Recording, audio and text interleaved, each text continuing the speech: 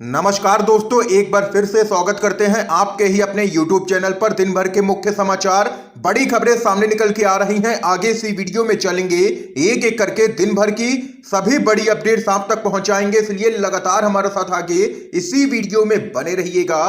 तो वहीं दोस्तों, खबरों की तरफ बढ़ने से पहले आप लोगों से एक छोटी सी रिक्वेस्ट है कि अगर आप लोग हमारे YouTube चैनल पर नए हैं तो चैनल को सब्सक्राइब करके बेल के आइकन को जरूर दबाइए दोस्तों। और अगर आप लोगों को आगे ये वीडियो पसंद आए तो एक प्यार भरा लाइक वीडियो को जरूर कीजिएगा और कमेंट बॉक्स में कमेंट कीजिएगा, जय हिंद जय भारत। पहली बड़ी अपडेट की तरफ बढ़ते हैं।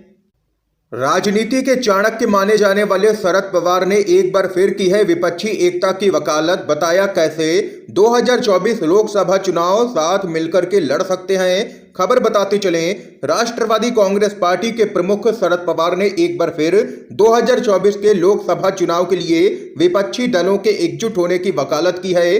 दिल्ली में शरद पवार ने कहा है कि विपक्ष को एक साथ आना चाहिए और कॉमन मिनिमम प्रोग्राम के तहत एक साथ चुनाव लड़ने पर विचार करना चाहिए। इसके साथ ही उन्होंने केंद्र की बीजेपी सरकार की नीतियों पर भी बड़ा हमला किया है। शरद पवार ने कहा है कि मौजूदा सरकार के सामने सभी विपक्षी पार्टियों को एकजुट होना चाहिए। अगले चुनाव में विपक्ष की एकता की जरूरत है। कॉमन मिनिमम प्रोग्राम के आधार पर चुनाव लड़ना चाहिए। बीजेपी का मकसद केवल छोटे दलों को सत्ता से बाहर करना है।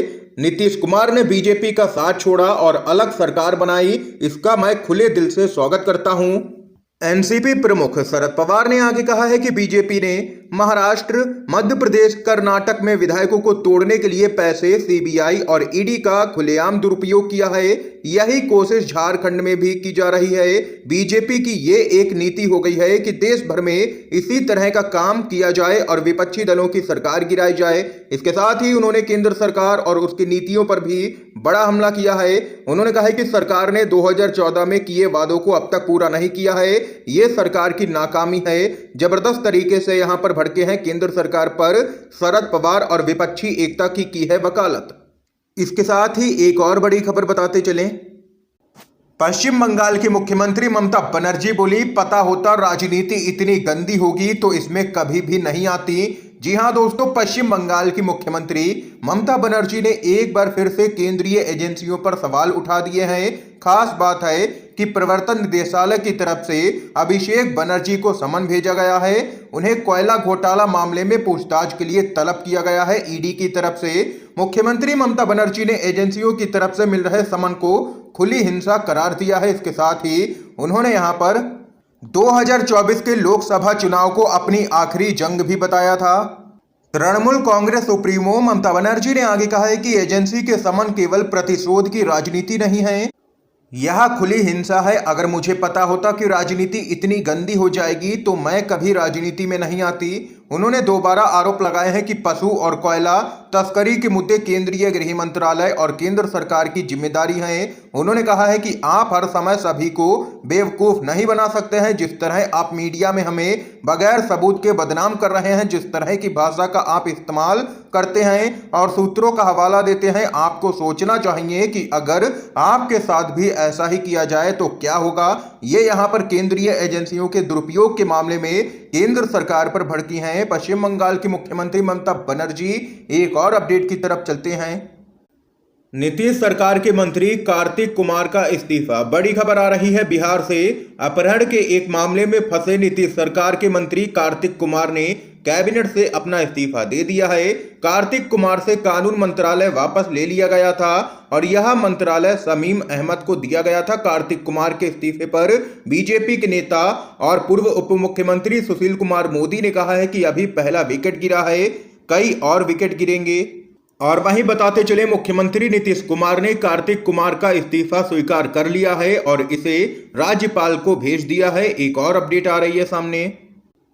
किसी भी तरह से बीजेपी की सरकार को देश से बाहर करना ही है, नीतीश कुमार की मौजूदगी में बोले हैं तेलंगाना के मुख्यमंत्री के चंद्रशेखर राव बड़ी अपडेट आ रही है। बिहार के मुख्यमंत्री नीतीश कुमार ने केंद्र की बीजेपी की अगुवाई वाली सरकार को आड़े हाथों लेते हुए विकास कार्यों की बजाय केवल प्रचार प्रसार में लगे रहने का आरोप लगाया है। मुख्यमंत्री नीतीश कुमार ने बीजेपी पर हमला बोलते हुए बिहार को विशेष राज्य का दर्जा दिए जाने की अपनी मांग के प्रति संवेदनशीलता की कमी को लेकर के नाखुशी जताई है और सरकार पर निशाना साधा है। आप लोगों को आगे बताते चलें। इस दौरान तेलंगाना के मुख्यमंत्री के चंद्रशेखर राव भी मंच पर मौजूद रहे। नीतीश कुमार ने कार्यक्रम के दौरान चंद्रशेखर राव और उनके कार्यों की जमकर के तारीफ की है और बीजेपी पर तंज कसते हुए कहा है कि आपने इतने बड़े बड़े काम किए पर कैसे कोई आपकी आलोचना कर सकता है, यह मेरी समझ से परे है। तेलंगाना के मुख्यमंत्री के चंद्रशेखर राव ने इस दौरान जबरदस्त तरीके से केंद्र सरकार को निशाने पर लिया है। उन्होंने कहा है कि देश की अर्थव्यवस्था लगातार गिर रही है, कर्जा बढ़ रहा है देश पर। मुख्यमंत्री केसीआर ने बीजेपी पर हमला बोलते हुए कहा है कि विकास का कोई काम नहीं, बस नारा है। और सबसे बड़ी बात तो है कि धर्म के नाम पर ये लोग देश को तोड़ रहे हैं। विदेशों में हमारे राजदूतों को बुलवा करके माफी मंगवाई जाती है। देश का बहुत बुरा हाल है, किसी भी सेक्टर में कोई भी सुधार नहीं है, सब कुछ विनाश कर रहे हैं ये लोग, सब कुछ बेचे जा रहे हैं। ये यहाँ पर तेलंगाना के मुख्यमंत्री के चंद्रशेखर राव भड़के हैं केंद्र की मोदी सरकार पर और कहा है कि किसी भी तरह से बीजेपी की सरकार को देश से बाहर करना ही है। दोस्तों, तीसरे मोर्चे को लेकर के आप लोगों की क्या कुछ राय है, कमेंट बॉक्स में अपनी राय बताइएगा। एक और अपडेट आ रही है सामने। फ्री बिजली, युवाओं को रोजगार, हिमाचल प्रदेश की जनता को कांग्रेस की 10 गारंटी। राहुल गांधी बोले हम अपने वादे निभाएंगे। बड़ी खबर आ रही है। हिमाचल प्रदेश में विधानसभा चुनाव से पहले कांग्रेस ने प्रदेश की जनता को 10 गारंटी देकर के चुनावी समर में उतरने का ऐलान कर दिया है। और वहीं राहुल गांधी ने कांग्रेस के 10 वादे पर जनता से अपील की है कि राजस्थान और छत्तीसगढ़ में हमने जनता से जो भी वादे किए उनको पूरा किया है। आने वाले समय में जिस जिस राज्य में हमारी सरकार बनेगी हम अपने वादे पूरे करेंगे।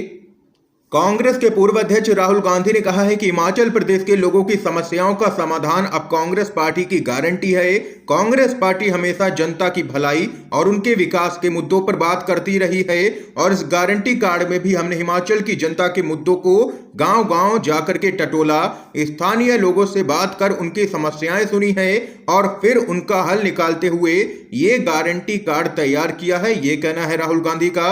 राहुल गांधी ने आगे लिखा है कि कांग्रेस पार्टी की तरफ से इसमें मुख्य रूप से 10 बातों की गारंटी दी जा रही है। पुरानी पेंशन स्कीम बहाली होगी, महिलाओं के लिए 1500 रुपए, 3000 यूनिट बिजली मुफ्त, 5 लाख रोजगार प्रदेश भर में, फसलों और फलों के सही दाम, 680 करोड़ रुपए का स्टार्टअप फंड, मोबाइल क्लिनिक, अंग्रेजी मीडियम स्कूल। कांग्रेस की सरकार हर रोज गाय भैंस पालकों से 10 लीटर दूध खरीदेगी और 2 रुपए किलो में गोबर। ये यहाँ पर तमाम बड़े वादे कांग्रेस पार्टी ने हिमाचल प्रदेश की जनता से कर दिए हैं और यहाँ पर मास्टर स्ट्रोक खेल दिया है विधानसभा चुनाव से पहले। एक और अपडेट बताते चलें। झारखंड के सियासी ड्रामे में आज एक और क्लाइमैक्स। शाम 4 बजे होगी मंत्री परिषद की बड़ी बैठक। रायपुर से आ रहे हैं 4 मंत्री। पिछले कुछ दिनों से झारखंड में चले आ रहे सियासी ड्रामे के बीच आज राज्य की राजधानी रांची में एक महत्वपूर्ण क्लाइमैक्स नजर आने वाला है। दरअसल आज यहां पर मुख्यमंत्री हेमंत सोरेन के साथ में मंत्री परिषद की एक बैठक होगी। यह बैठक यहां पर 4 बजे से झारखंड मंत्रालय स्थित मंत्री परिषद कक्ष में शुरू की जाएगी। इस बैठक के संबंध में मंत्रिमंडल सचिवालय एवं निगरानी विभाग के द्वारा सूचना दी गई है। ऐसे में अब हर किसी की नजर इस बैठक पर टिकी है। बैठक के बाद राज्य में आगे का सीन यहां पर क्लियर हो सकता है।